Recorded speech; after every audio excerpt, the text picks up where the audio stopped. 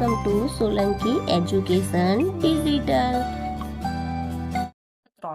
નીચેના વિધાનમાંથી સાચા વિધાનોની સામે ખરું અને ખોટા વિધાનો સામે ખોટાની નિશાની કરો. પહેલું, ઉનાળામાં ગરમીને કારણે વસ્તુઓ જલ્દી બગડી જાય છે. ખરું. બીજને ઉગવા માટે ફક્ત હવા જ જરૂરી છે. ખોટું. એનો મુખ્ય સ્ત્રોત વરસાદ છે. ખરું. લીંબુનો રસ પાણીમાં ભળી જાય છે. ખરું. બજારું ખોરાક ખાવો એ ખૂબ જ સારી બાબત છે. ખોટું. માઉન્ટ એવરેસ્ટની ઊંચાઈ 7300 મીટર છે. ખોટું.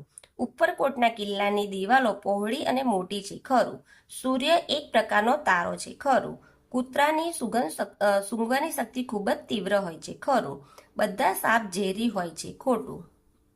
દરેકના બે બે બીજના નામ આપો, ગમે તે 4. રસોડામાં મસાલા તરીકે વપરાતા બીજ કાળા મરી અને મેથી. શાકભાજીના બીજ કારેલાના બીજ અને ભીંડા. ફળોના બીજ સફરજન અને સંતરા. હલકા બીજ જીરું અને રાઈ. ચપટા બીજ ચોળી અને તુવેર. કારણ આપો, ગમે તે 2. પહેલું, ખોરાક ઢાંકીને રાખવો જોઈએ. ઢાંકીને રાખવાથી રોગના જંતુઓ કે ધૂળના રજકણો તેમાં ભળતા નથી. ઢાંકેલો ખોરાક પર માખી બેસી શકતી નથી, આથી ખોરાક દૂષિત થતો અટકે છે.